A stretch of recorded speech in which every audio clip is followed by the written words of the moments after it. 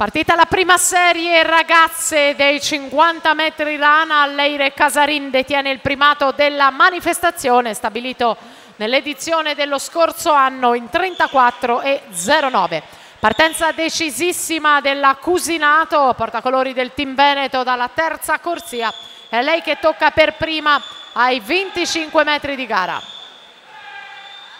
La rana dalla grande frequenza, molto alta sull'acqua, prova a rientrare la Zandonai, ma niente da fare. Ilaria Cusinato va alla vittoria, 33,88 per lei davanti alla Zandonai, 34,95, poi 35,76 il terzo posto che va alla Mamprin.